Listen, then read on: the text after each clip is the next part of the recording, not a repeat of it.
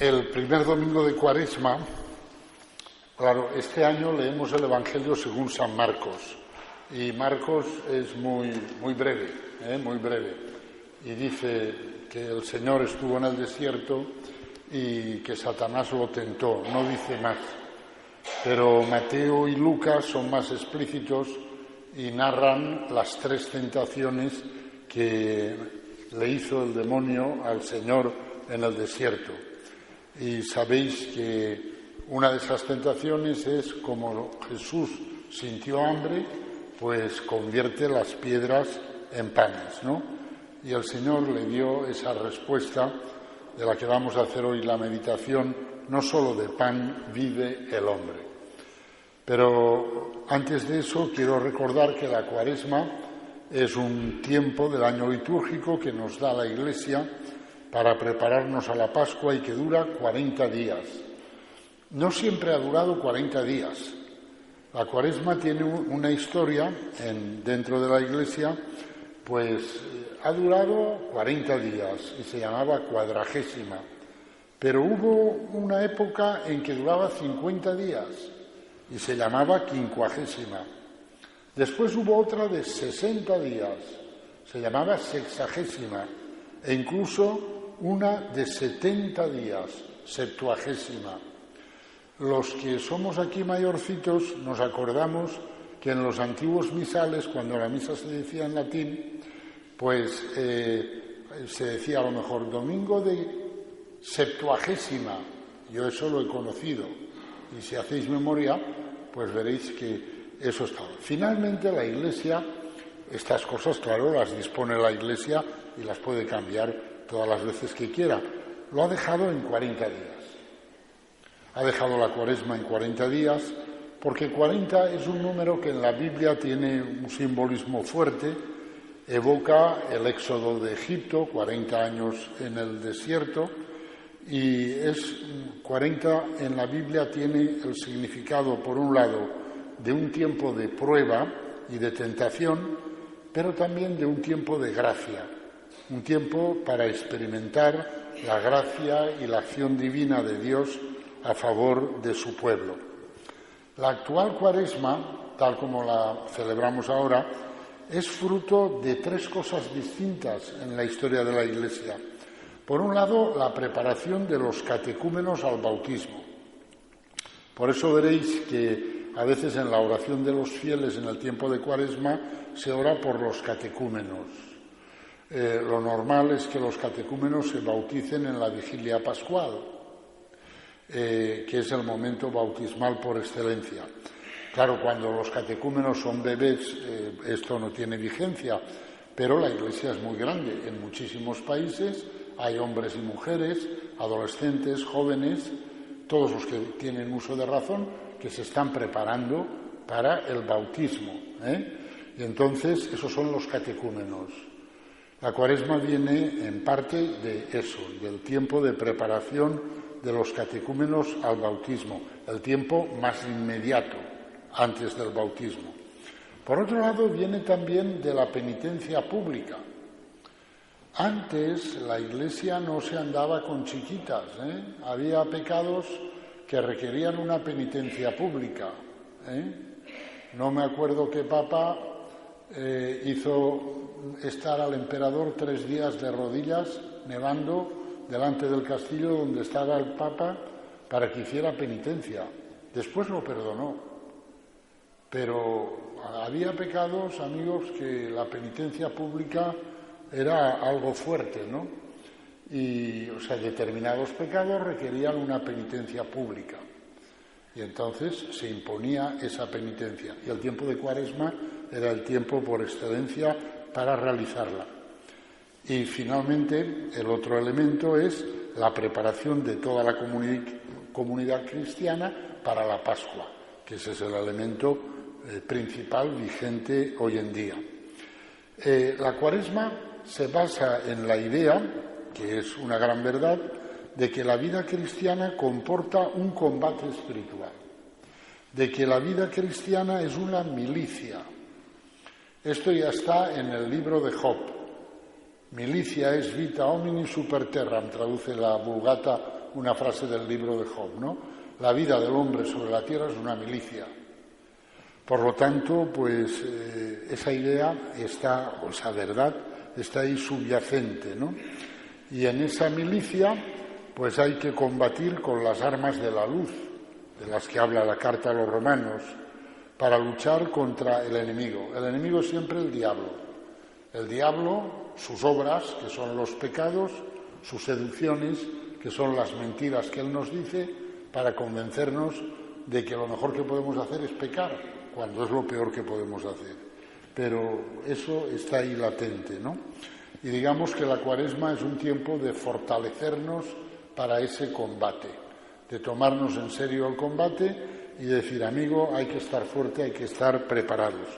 De ahí viene la penitencia Cuaresma. La penitencia podríamos decir que es como un ejercicio que hace un atleta antes de entrar a competir, la oración colecta del miércoles de ceniza, con el que se inicia la Cuaresma, dice que la austeridad penitencial de estos días nos ayude en el combate cristiano contra las fuerzas del mal. La penitencia que hacemos, pues es para eso, para estar fuertes en ese combate. Sabéis que la penitencia que nos impone la Iglesia, la que nos manda, pues es muy poquita cosa, la verdad, La abstinencia los viernes de Cuaresma, bueno, en realidad la abstinencia es todos los viernes del año. Pero la Iglesia autoriza a las conferencias episcopales de cada país a que puedan cambiar eso por otra cosa, por lo que ellos quieran. Y en España, pues los obispos dijeron, ya hace años, que todos los viernes del año son días penitenciales. ¿Por qué, me diréis? Porque en un viernes murió el Señor por nosotros. Entonces, cada semana, cuando llega el viernes, deberíamos de poner algo, los que usan ordenador en el ordenador y los que no, pues como sea, un post-it ahí grabado. Hoy es viernes. En un día como hoy, el Señor subió a la cruz por mí. Tengo que hacer algo por Él. Tengo que decirle que estoy dispuesto a sufrir por Él. Entonces, todos los viernes del año debemos hacer penitencia. Pero los de Cuaresma, esa penitencia es obligatoriamente no comer carne. Pero los demás viernes del año debemos hacer penitencia. Lo digo porque lo tengo sobre mi conciencia. Me parece que los curas, o por lo menos yo no sé lo que dicen mis hermanos sacerdotes, no os insistimos suficientemente en esto. Y esto conviene tenerlo en cuenta. Todos los viernes yo tengo que hacer algo por el Señor. Los que no son de Cuaresma, ese algo puede ser una oración especial, un pequeño sacrificio, una limosna, algo, pero algo que lo hago por ti, Señor. Y porque tú, en un día como hoy, te entregaste a la muerte por mí. Esa es la penitencia todos los viernes del año, salvo que coincidan con una solemnidad litúrgica. Cuando es una solemnidad no se hace penitencia. Pero bueno, entonces la Cuaresma, por lo tanto, es un sacramental que sirve, no un sacramento, pero sí un sacramental que se nos da a los cristianos para que reavivemos y renovemos cada año el paso de la muerte a la vida, que es lo que se nos dio en el bautismo. Y entonces, pues es para que nosotros, muriendo a algo que nos cuesta morir, pues avivemos en nosotros el bautismo. Avivemos en nosotros el bautismo. El color litúrgico del tiempo de Cuaresma, como veis, es el morado, que es el mismo color de la liturgia de difuntos y el mismo color del Adviento.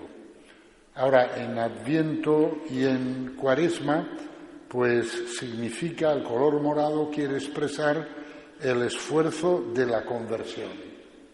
Por lo tanto, el esfuerzo de penitencia.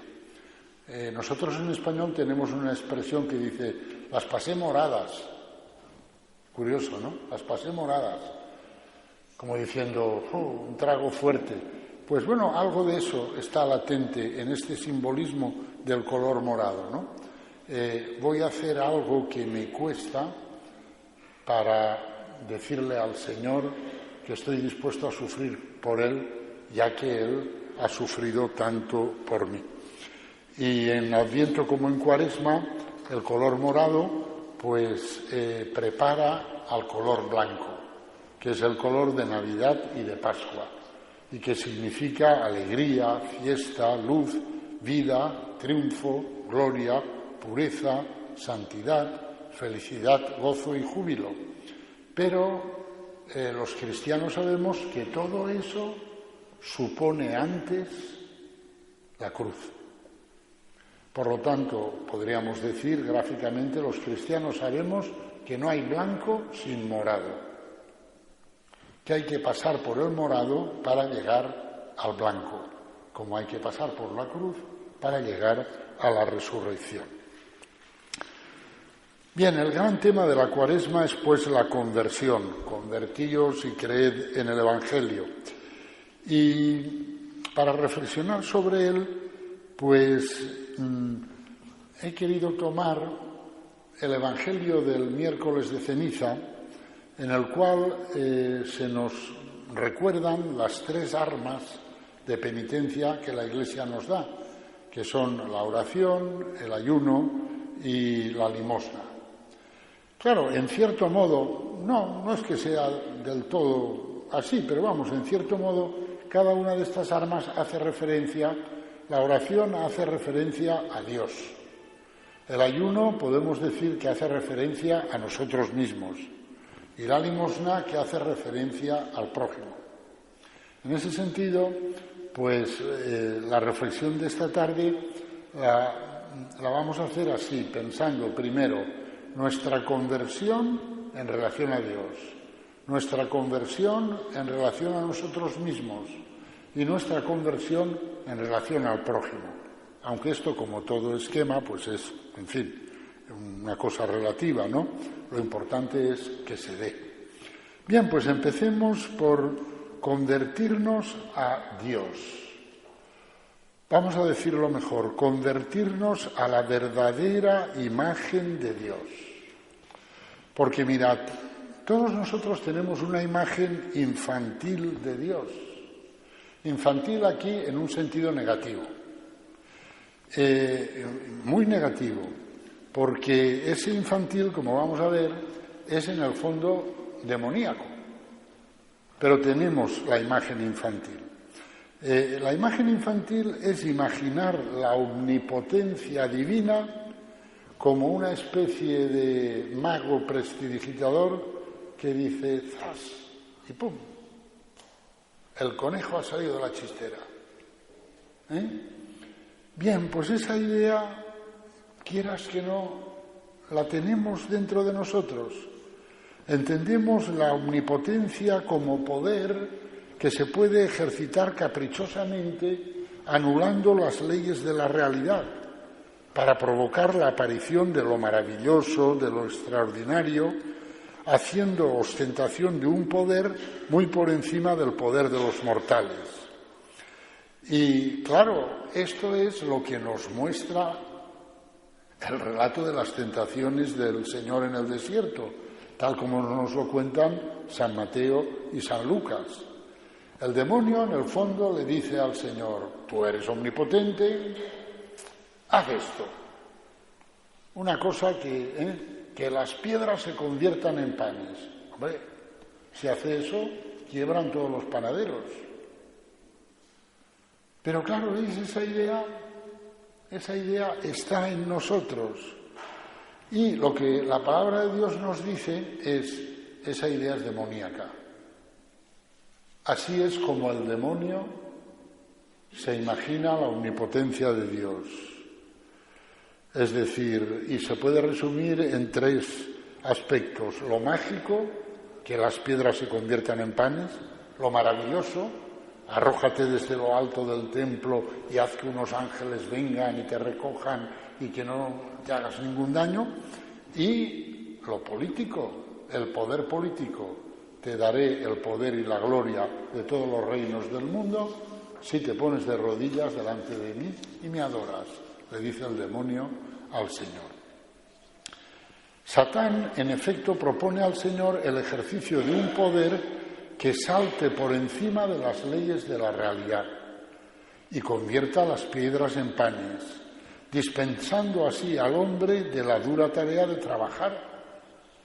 El Señor le dijo a Adán, ganarás el pan con el sudor de tu frente.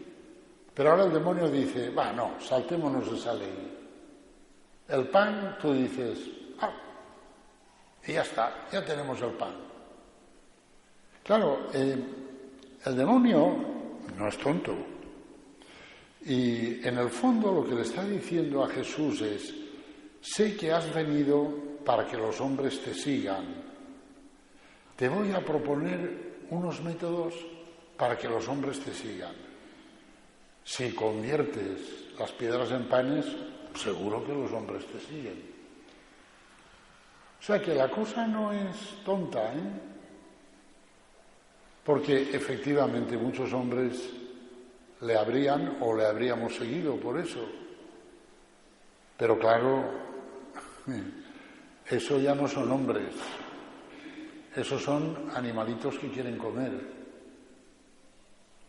Y entonces el Señor, o también lo de arrojarse desde el alero del templo de Jerusalén. O sea, en el fondo, en términos actuales, diríamos, el demonio le dice, realiza un reality show maravilloso, espectacular, fuera de lo común, que lo retransmita en todas las televisiones. Oye, la gente te sigue. Un tío que se ha echado ahí de 50 metros y que han venido Los Ángeles y ha bajado así, éxito seguro. O bien el poder y la gloria de todos los reinos del mundo, la tentación de un poder político mundial, de ser reconocido como Señor del mundo. Hay una novela muy interesante de un sacerdote católico, pero que antes era anglicano, hijo de un obispo anglicano, se convirtió al catolicismo y escribió una novela genial que se titula así, Señor del mundo. En esa novela describe cómo hay un tipo que se gana las voluntades de todos y todas las naciones se ponen de acuerdo, y en fin, ya no va a haber guerras, ya todo va a ser paz, todos están de acuerdo, pero claro, resulta que ese tipo es un enviado directo de Satanás, ¿no? Y que lo que quiere es exterminar a la Iglesia, exterminar a los cristianos. Uno lee la novela y dice, ¿no estará pasando algo de eso? Porque todos están de acuerdo en darles caña a los cristianos, todos los que tienen poder. Pero bueno, dejemos la novela. El caso es que las tentaciones tienen sentido, no son absurdos, que dice el demonio. Las tentaciones son propuestas de métodos a Jesús para que la gente le siga. Y el Señor la rechaza. Un autor contemporáneo, un gran tipo, es un judío que nació en Túnez, que después se ha hecho católico, y fijaros cómo resume él estas tentaciones. Os lo leo porque tiene su gracia. Dice que Satán más o menos le viene a decir a Jesús, yo soy el príncipe de este mundo y soy máster en marketing, doctor en propaganda, experto internacional en mensajes subliminales y en fascinación publicitaria. Mira cómo consigo que ese pobre diablo compre un coche por encima de sus posibilidades, como si el coche fuera el carro de Elías. Admírate de cómo puedo hacer que elijan al político más mediocre con la sola mediación de la maravilla mediática. Te daré todos los reinos del mundo con su gloria si postrándote me adoras. Haremos una operación triunfo del canto gregoriano. Organizaremos un gran hermano del sacerdocio. Todos los telediarios de las 9, todos los prime times, todos los sitios de Google estarán al servicio de tu iglesia y tendrán un atractivo que envidiarán hasta las cadenas pornográficas y las mejores series americanas. Esa es la propuesta. Es una tentación. ¿Y si saliéramos en todas las televisiones?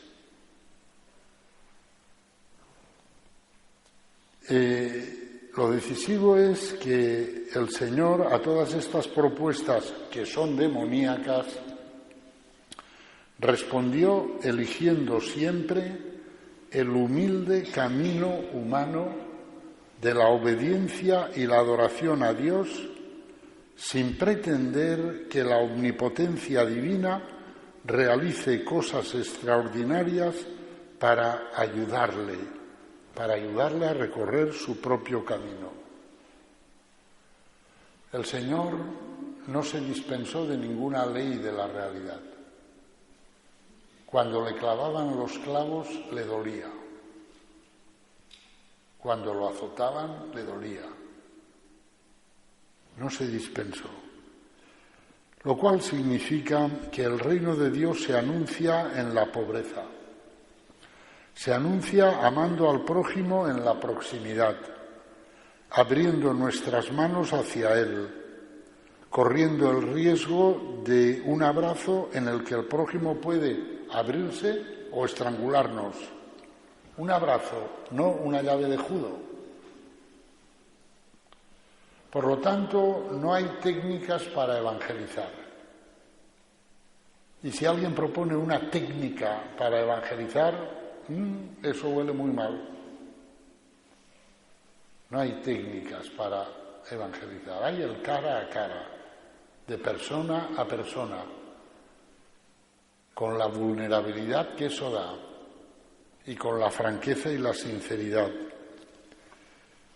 El Señor no pretendió ninguna intervención extraordinaria de Dios en su favor. Como dice San Pablo, no hizo alarde de su categoría de Dios. Al contrario, tomó la condición de esclavo, pasando por uno de tantos. Con eso, en el fondo, el Señor nos reveló cómo es Dios de verdad. Y nos dijo tres cosas: que Dios es humilde, que es paciente y que es vulnerable. Que Dios es humilde y por eso respeta las leyes de la realidad que Él ha creado. El Señor no hace trampas con la realidad. No es un trilero de estos que van y hacen juego de mano. No. El Señor respeta las leyes de la realidad. Después es paciente y sabe aceptar los ritmos de la condición histórica del hombre. Sabe esperar, porque sabe que nosotros necesitamos tiempo. Los padres y las madres sabéis esto muy bien, ¿no? Que le decís 500 veces a vuestro hijo una cosa y no hay manera. Y un buen día aparece el hijo y dice: mamá, ¿sabes qué he descubierto? Y os dice lo que le habéis dicho 500 veces. No se acuerda de que se lo habéis dicho, lo ha descubierto él. Él es muy listo y lo ha descubierto. Pues el Señor sabe tener esa paciencia de que me dice una cosa y la misma cosa y yo no hay manera porque que yo ahí estoy enfurruñado en que yo soy así, en que yo ¿cuántos? Y el Señor sabe esperar, es paciente y después es vulnerable porque respeta tanto la libertad del hombre que permite que éste le hiera, le ofenda, sin romper la relación con él. O sea, todo lo contrario del primo de Zumosol, todo lo contrario del fortachón que reparte tortas y el que toque a mi primo me lo cargo. Nosotros tenemos esa idea de la omnipotencia divina que nos gustaría que Dios fuera así. Dios es mi socio y pobre del que se acerque a mí a hacerme algo porque mi socio le pega un... No, Dios es tu socio, más que tu socio, pero es humilde, es paciente y es vulnerable. Y los negocios con Dios pasan por eso. Convertirse al verdadero Dios supone convertirse a esta humildad, a esta paciencia y a esta vulnerabilidad que son propias de Él. Comporta renunciar para siempre a que el objetivo de mi vida sea la economía, que las piedras se conviertan en panes, el éxito social, la admiración de lo maravilloso, o el poder histórico, el poder y la gloria de los reinos de este mundo. Ni la economía, ni el éxito social, ni el poder histórico son los objetivos de Dios. Por lo tanto, si yo me convierto al verdadero de Dios, estos tampoco deben de ser mis objetivos. Y eso lo tengo que tener claro. ¿Y cuál debe ser mi objetivo? Pues muy sencillo, el advenimiento del reino de Dios. Dios ya sabe que yo necesito comer y no quiere que me muera de hambre. Pero buscad primero el reino de Dios y su justicia y lo demás se os dará por añadidura. Por lo tanto, ese es el tema, ¿comprendéis? Si me convierto al verdadero Dios, yo he de buscar primero el reino de Dios y su justicia. Y lo demás se me dará por añadidura. Cuando Cristo rechazó las tentaciones del demonio en el desierto, dice el Evangelio que llegaron los ángeles y le servían. ¿Ves? El Padre viene en su ayuda, pero después de que él haya rechazado eso. Se le dio la añadidura, pero él tuvo que demostrar que buscaba el reino de Dios. No buscaba el dinero, no buscaba el éxito social, no buscaba la política. Y en este sentido, la Cuaresma es el tiempo idóneo para revisar nuestra oración a la luz del Padre Nuestro. Ayer lo decíamos comentando el Evangelio de ayer, ¿no? Y a no salirnos nunca del Padre Nuestro, Pedir por quien sea, por mí o por otros, pero pedir que el Padre Nuestro se cumpla allí, que el nombre de Dios sea santificado en esa persona, que el reino de Dios venga a esa persona, que la voluntad de Dios se haga en esa persona. No hay nada mejor. Pues eso es lo que hay que pedir. Bien, pues esto veis a propósito de, digamos, convertirnos al verdadero Dios. Veamos ahora otro aspecto de la conversión, convertirnos a nuestro verdadero ser de hombres. El Señor le dijo a Satanás, no solo de pan vive el hombre, sino de toda palabra que sale de la boca de Dios.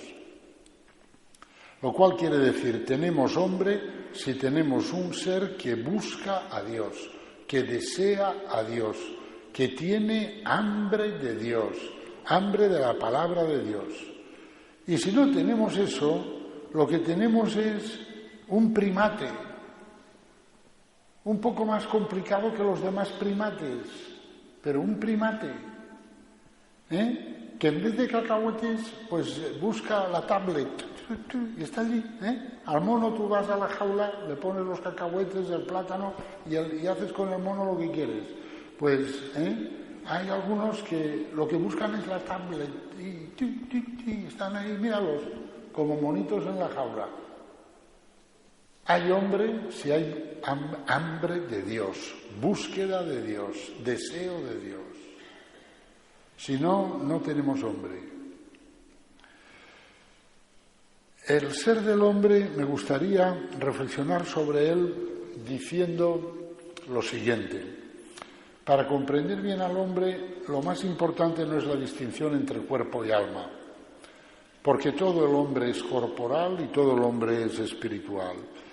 La distinción que me parece más importante para entender al hombre es la distinción entre naturaleza y persona, sabiendo que la persona es siempre portadora de una naturaleza. Al emplear aquí la palabra naturaleza, nos referimos a la naturaleza individual de cada hombre, o sea, a la manera de ser propia de cada uno. Cada uno de nosotros decimos, es que yo soy así, es que tengo esta naturaleza. es que mi madre me parió así, es que tengo este carácter. No, pues yo soy así y soy así. O sea, con eso indicamos el conjunto de predisposiciones individuales a actuar de una determinada manera que cada uno de nosotros tiene y que son fruto, pues, de la herencia genética, de la educación recibida y de la historia personal de cada uno, ¿no? Y que al final se plasman, pues, en una manera de ser, en mi manera de ser. Eso que expresamos diciendo es que yo soy así. Bien, eso es nuestra naturaleza. Vale, todos tenemos una naturaleza, todos tenemos unas predisposiciones a actuar de una manera, unos de una, otros de otra, pero todos la tenemos. En cambio, nuestro verdadero ser no lo expresa la naturaleza, lo expresa lo que designamos con la palabra persona. Con la palabra persona designamos lo que San Pedro llama el hombre escondido del corazón. Es decir, el ser que el Padre ha visto cuando me ha creado. Mirad, el Padre del cielo nos ha creado uno a uno y nos ha creado mirando a su Hijo Jesucristo. Y cada uno de nosotros es un reflejo de un aspecto del rostro bendito de Cristo resucitado. Y por lo tanto cada uno de nosotros es en realidad un ser de luz, de paz, de reconciliación, de perdón, de amor. Es una maravilla. Pero el Padre no ha creado esa maravilla hecha. La ha depositado en lo profundo de nuestro corazón.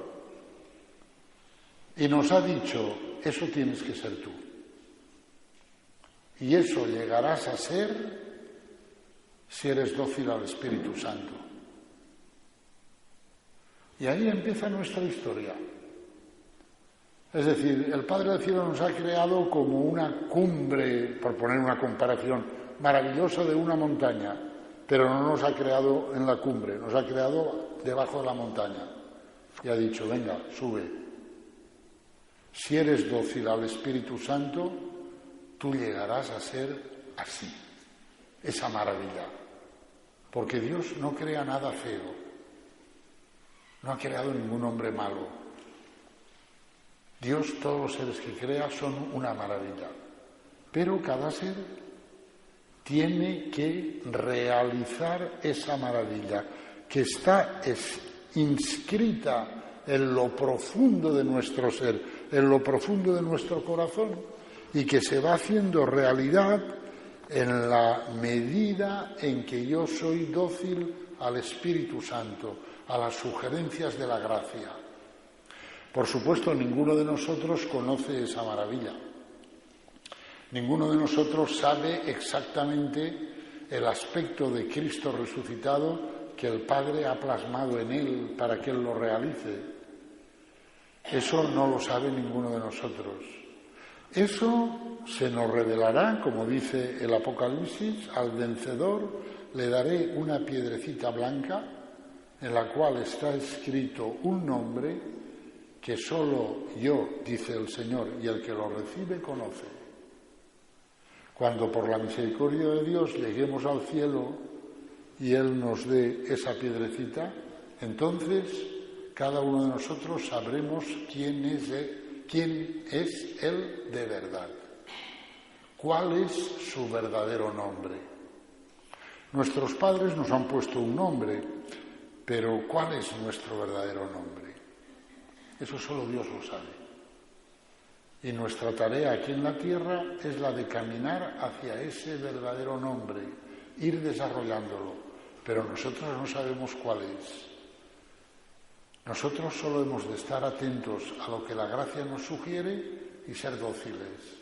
Si vamos siendo dóciles, ese nombre se irá haciendo realidad en nosotros hasta que en presencia del Señor Él nos lo revele por completo, ese nombre. Recuerdo una ocasión en que en un grupo de matrimonios cristianos les puse como trabajos para el mes siguiente, para el próximo mes traed una hojita por una cara, diciendo quién soy yo. Reflexionáis durante este mes sobre esa pregunta y después lo leeremos y lo comentamos. Pasa el mes, llegamos allí, venga, a ver, ¿qué habéis escrito? Leemos todo. Digo, bueno, nadie ha contestado la pregunta. Todos habéis contestado cómo soy yo. Pero la pregunta no era cómo soy yo. La pregunta era quién soy yo. Es que eso es un misterio. Esa es la persona. Eso es la persona. Ese es el verdadero ser del hombre. Que es un misterio para el propio hombre. Pero que ese misterio lo va realizando si es dócil al Espíritu Santo y a lo que el Espíritu Santo le va sugiriendo. Y entonces va realizando su verdadera y completa identidad. Claro, esto expresa la dignidad del hombre. El hombre, veis, es el único ser que Dios no crea así, digamos, de una manera terminada, completa, sino que lo crea y le dice, juntos vamos a realizar tu ser. Eso no se lo dice a los ríos, a los mares, a los montes, a las galaxias, a las constelaciones, a los virus, no.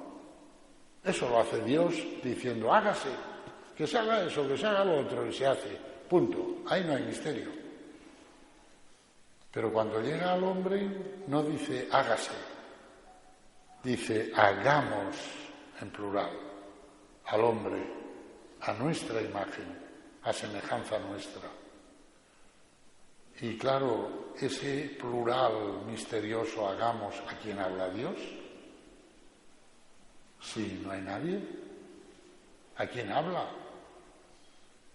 Pues algunos dicen, habla al hombre que va a crear y le está diciendo, me tienes que ayudar a hacerte la maravilla que yo quiero que seas. Por eso hagamos juntos. Por eso digo que en esta situación que es la situación real de cada hombre, se manifiesta la dignidad del hombre. El hecho de que la aportación de su libertad es esencial para que el hombre llegue a ser lo que Dios quiere que sea. Y en ese sentido, dice un pensador cristiano, que nosotros, los que estamos aquí en la tierra, somos embriones de personas. Es una expresión curiosa, como diciendo, somos personas que se están haciendo. Y me haré persona en la medida en que sea dócil a Dios y a lo que Él me pide, y a lo que Él me manda, y a lo que Él me sugiere. Me iré haciendo persona. Y si no, no me haré persona. Me haré cada vez más naturaleza. Y esa es la tentación que está muy presente hoy en día en muchos movimientos, que dicen, pues tú eres así, no te tienes que avergonzar de ser así, porque tú eres así. Y claro que sí, pues tienes todo el derecho a ser así. Pero si yo voy insistiendo en que soy así, y soy así, y soy así, yo cada vez seré más así, por lo tanto seré más naturaleza y no seré persona. Porque me cosificaré en mi naturaleza. Seré perfectamente previsible. Perfectamente previsible. Una naturaleza, tú conoces una naturaleza y dices, pues el ser que tiene esta naturaleza actúa de esta manera. Pero claro, Dios no nos ha creado para que seamos naturalezas, sino para que seamos personas. Y eso significa, pues, el misterio de la libertad. Significa la posibilidad de decir sí o de decir no.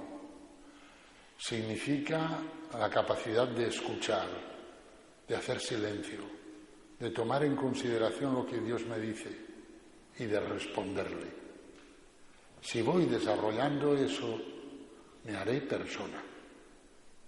Si en cambio me apalanco en que yo soy así y cada uno tiene su manera de ser y todos tenemos derecho a ser como somos, vale, pues por ese camino ya sabemos lo que tenemos, ¿no? Porque el asesino en serie dice que él es así. El pederasta dice que él es así. El violador dice que él es así, que es superior a sus fuerzas. Luego la verdadera encrucijada del hombre es naturaleza o persona.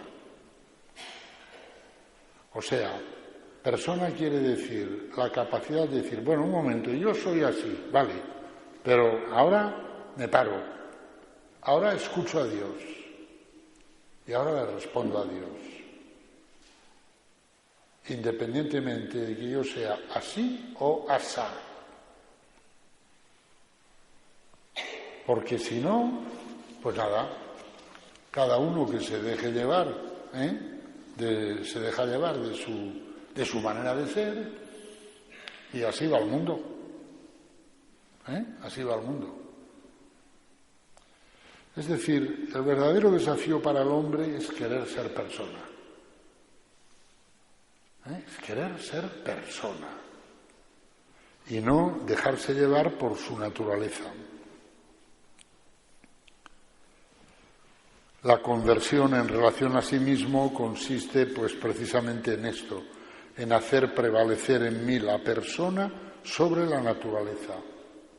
De tal manera que mis decisiones no sean tomadas siguiendo automáticamente mi manera de ser, sino escuchando la voz del Espíritu Santo que habla en lo profundo de mi ser personal, en el hombre oculto del corazón, en lo que podemos llamar mi espíritu, y obedeciendo las sugerencias que el Espíritu Santo me hace y que son las que me van conduciendo a la realización de la idea preciosa que Dios tiene de mí, a hacer realidad ese ser de luz, de paz, de reconciliación, de amor, de belleza que Dios ha visto al crearme.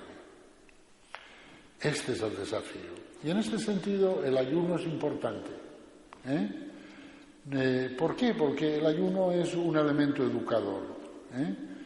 A mí, ¿qué me apetece comer? Madre mía, basta que sea día de ayuno para que me vengan unas hambres que sobrepasan la media, ¿no? A mí me apetece comer. Pues bueno, no me dejo llevar por eso. Eso me educa.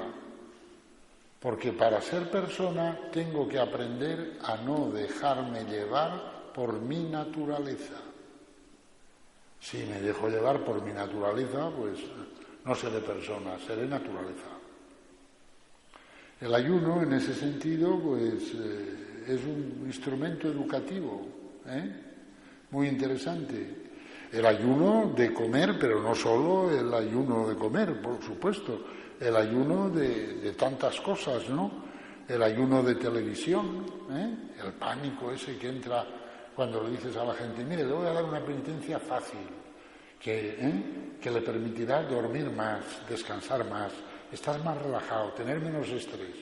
No vea usted la televisión durante la Cuaresma y ves que cunde el pánico.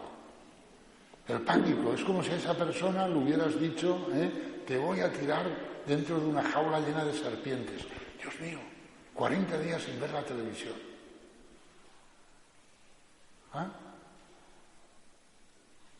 Ya estamos. El mono en su jaula, el cacahuete y el plátano. En fin, otro elemento que ayuda mucho en esto es el silencio, porque la voz del Espíritu Santo es tenue y delicada, como descubrió el profeta Elías, que Dios no estaba en el terremoto, en el fuego ni en el huracán, estaba en una brisa muy suave, muy suave. La voz del Espíritu Santo es delicada. Es tan delicada que hay que tener mucha finura de oído espiritual para escucharle. Por lo tanto, el silencio ahí es muy importante. El ayuno, pues eso, de televisión, el ayuno de Internet, el ayuno de los chismes, el espíritu de vana palabrería, del que San Efrén en su oración pide ser liberado, líbrame del espíritu de vana palabrería, los chismes. Y los chismes son chismes de la peluquería, de la carnicería, del mercado y de Internet, de las páginas de Internet, que las hay muchísimas, y páginas eclesiales también, que las hay muchísimas, que solo hacen chismes. Chismes. Que si al obispo tal le han dicho no sé cuántos, que si el tal... chismes.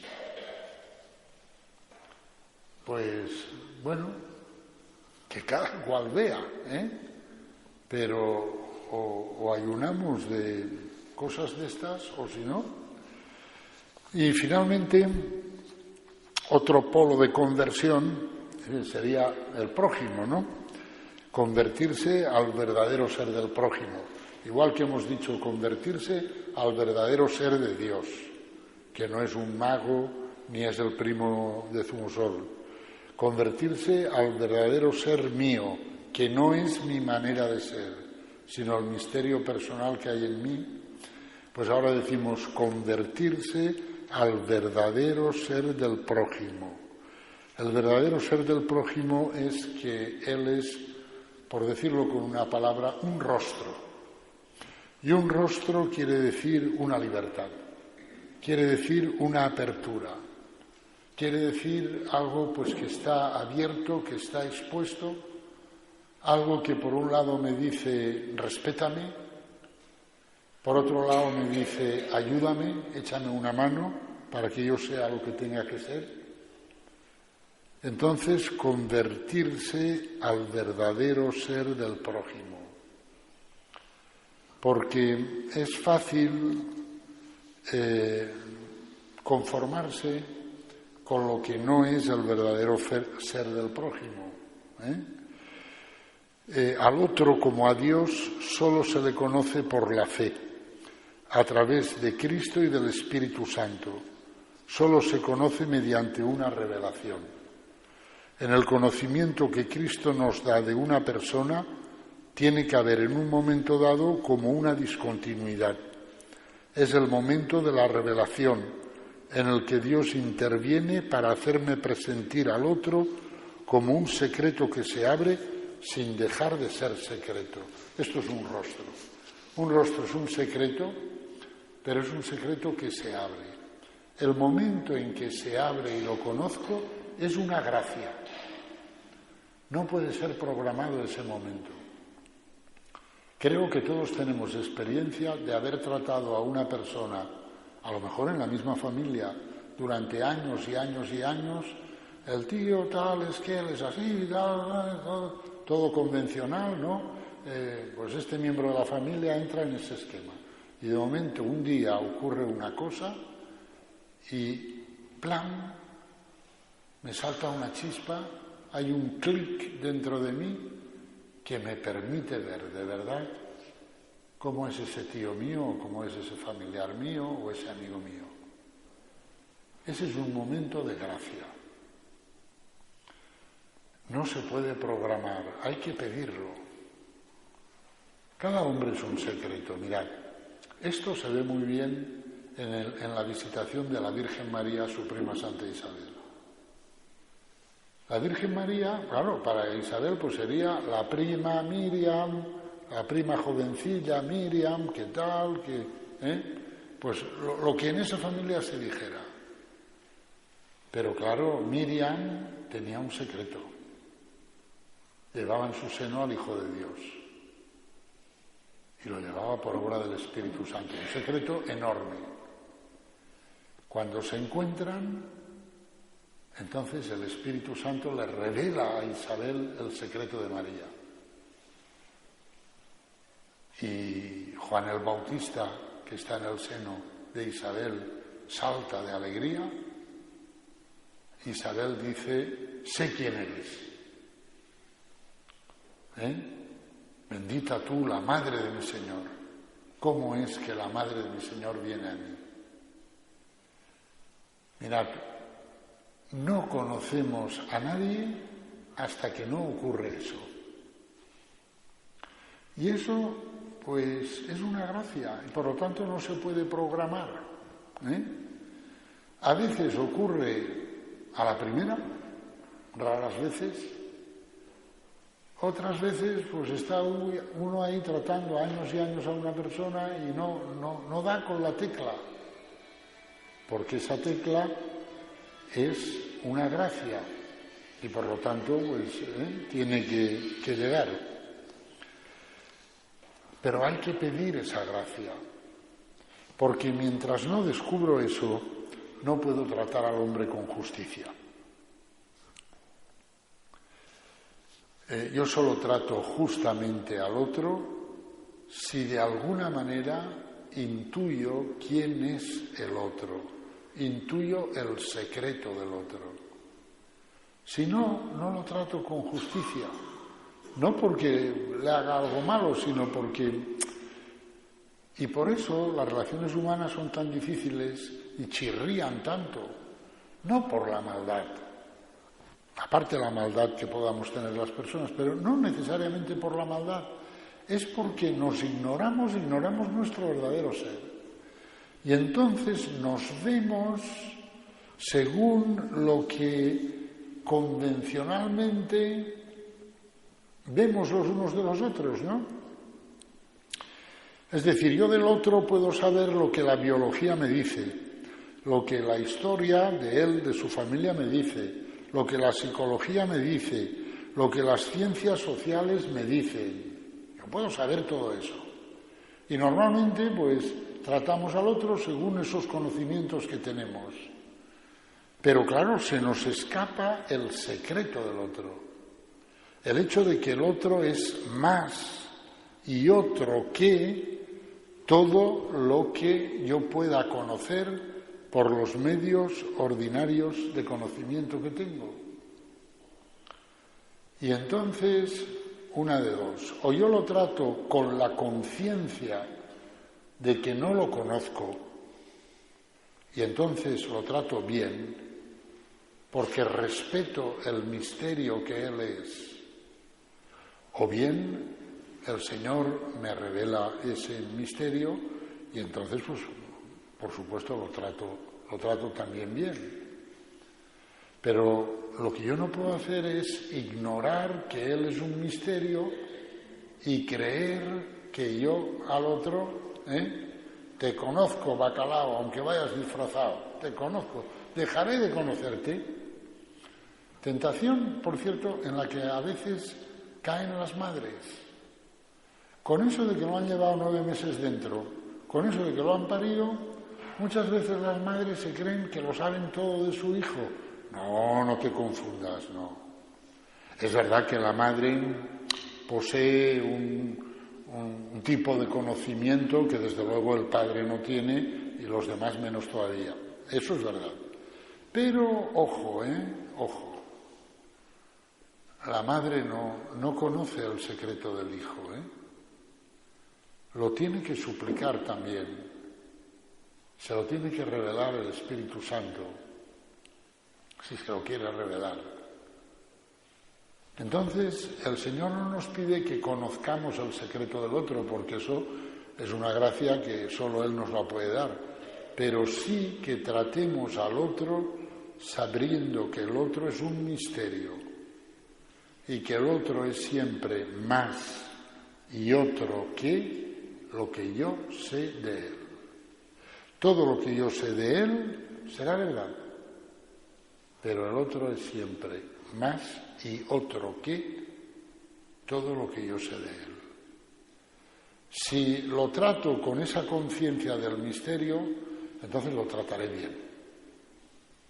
Pero si no tengo esa conciencia, lo trataré mal. No porque le haga cosas malas, sino porque aquello chirriará. Y entonces, pues, en fin. Madre Teresa de Calcuta decía que la sonrisa es el inicio de la paz. para que haya paz entre nosotros, lo primero es regalarte una sonrisa, muy por encima de lo que los servicios sociales me digan de ti.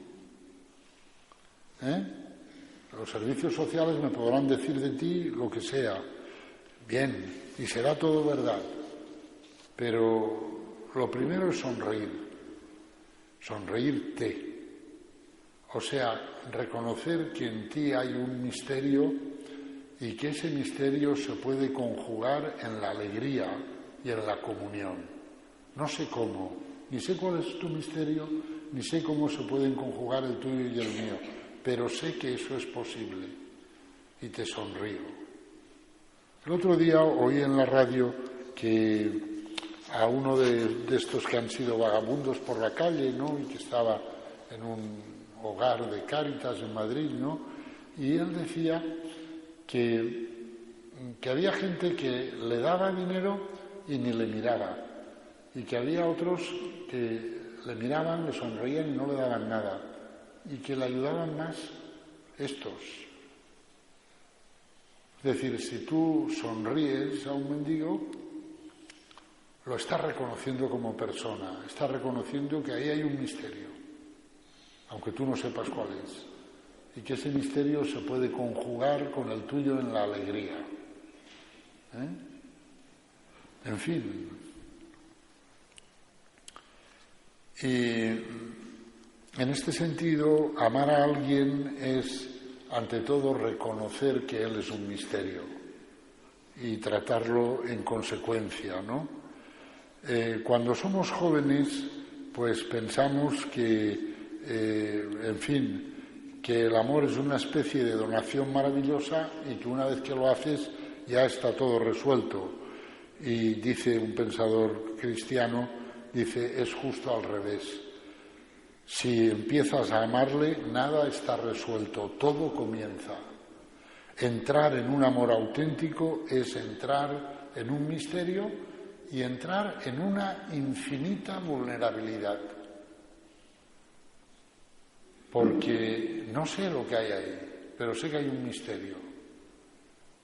Y entonces, si decido amarlo, si decido reconocer ese misterio, y lo amo, ya está. No, no está.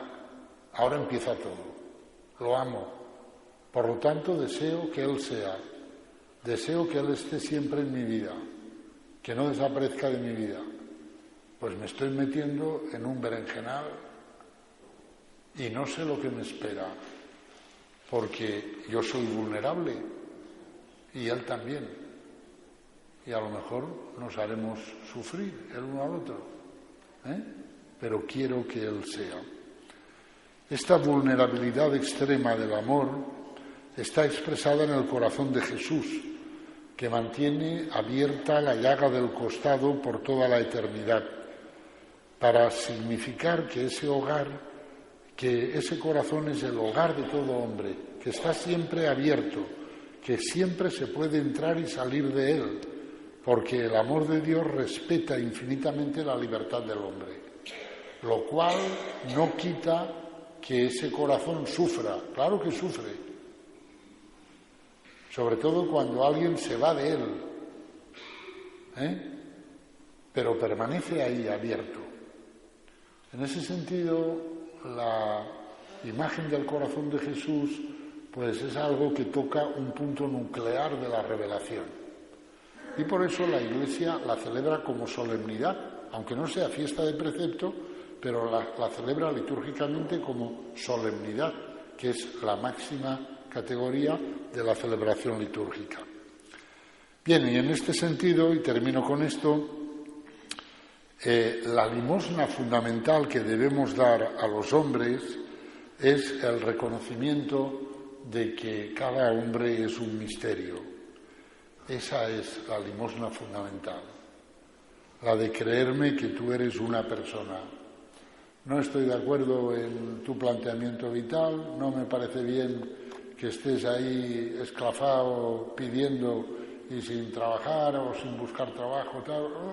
En muchísimas cosas no estaremos de acuerdo, pero sé que eres una persona, sé que eres un misterio y quiero que seas. Después pues podremos hablar y ver si podemos llegar a algo. Pero esa limosna fundamental de reconocer que el otro es un misterio es irrenunciable. Porque o la damos nosotros o no la va a dar nadie. Un gran católico que fue Guillermo Rovirosa, el fundador de la OAC, decía: cuando a los hombres se les da la satisfacción de sus necesidades materiales, sin nada más, se les trata como a cerdos que los engordan para la matanza. Entonces, si tienes necesidades materiales, deberé ayudarte a satisfacerlas, pero si me quedo en eso y no reconozco el misterio que tú eres y no te doy la limosna de la revelación del corazón de Cristo, pues te estoy tratando como a un animalito que se engorda, y ya está. No, tú no eres un animalito, tú eres una persona. Y por lo tanto, te he de reconocer como tal y te he de dar el amor del corazón de Jesús, que es el único amor que hace justicia a la dignidad del hombre. Que así sea. En el nombre del Padre, y del Hijo, y del Espíritu Santo.